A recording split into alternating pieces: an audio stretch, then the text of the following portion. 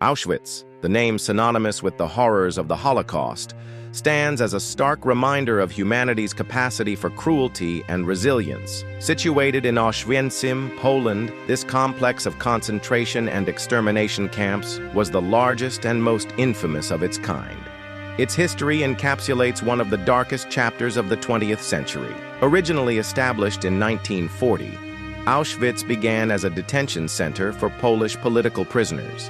The Nazi regime, seeking to consolidate control over occupied Poland, chose this site for its strategic location, a railway hub in a secluded area, ideal for both logistical convenience and concealment. What began as a prison camp soon grew into a sprawling network of facilities, evolving into Auschwitz Bay, the administrative center, Auschwitz II Birkenau, the mass extermination site, and Auschwitz III Monowitz, a forced labor camp. The construction of Birkenau in 1941 marked a turning point, transforming Auschwitz into one of the central engines of the Nazis' genocidal final solution. It became an industrialized death factory, equipped with gas chambers and crematoria capable of murdering thousands daily.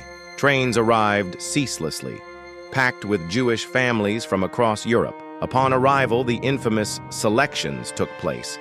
SS officers decided, often with a flick of a finger, who would live and who would die. Children, the elderly, and the infirm were sent directly to the gas chambers, their fate sealed within hours of arrival. Others were forced into grueling labor under inhumane conditions, enduring starvation, exhaustion, and abuse until their bodies gave out. Alongside Jewish victims, Roma people, Soviet prisoners of war, Poles, and political dissidents were also imprisoned and murdered within Auschwitz's sprawling boundaries. Life inside the camp was a relentless assault on human dignity. Starvation, disease, and arbitrary executions were part of the daily fabric of existence. Prisoners were stripped of their identities, reduced to tattooed numbers on their forearms. Amidst this calculated dehumanization, Josef Mengele and other Nazi doctors conducted cruel medical experiments on inmates, often with fatal consequences. Yet even in such darkness, moments of humanity flickered, small acts of resistance, quiet solidarity among prisoners, and whispered prayers offered in defiance of the overwhelming despair.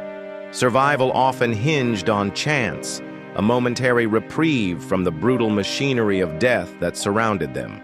In January 1945, as the Soviet Red Army advanced, the Nazis attempted to erase evidence of their crimes.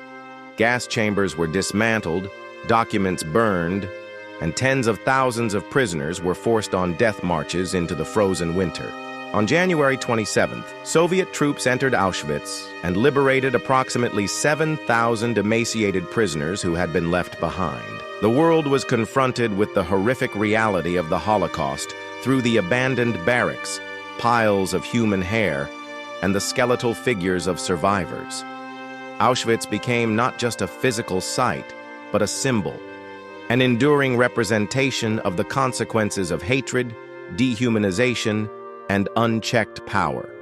Today, Auschwitz stands preserved as a UNESCO World Heritage Site, a memorial to over 1.1 million souls who perished there. Visitors walk through its gates, passing beneath the hauntingly ironic inscription, Arbeit macht frei, work sets you free. They witness the barracks, the remnants of gas chambers, and the suitcases, shoes, and eyeglasses left behind. These artifacts serve as silent witnesses to the scale of the atrocities committed. The history of Auschwitz is more than a story of death and suffering. It is a warning. It compels us to confront the darkest capacities of humanity and challenges us to remember, to educate, and to ensure that such horrors are never repeated. Through remembrance, Auschwitz remains not just a site of mourning, but a call to moral vigilance, a fragile yet essential hope that history's gravest lessons will not be forgotten. Dziękuję. Like and subscribe if Auschwitz was a bad idea.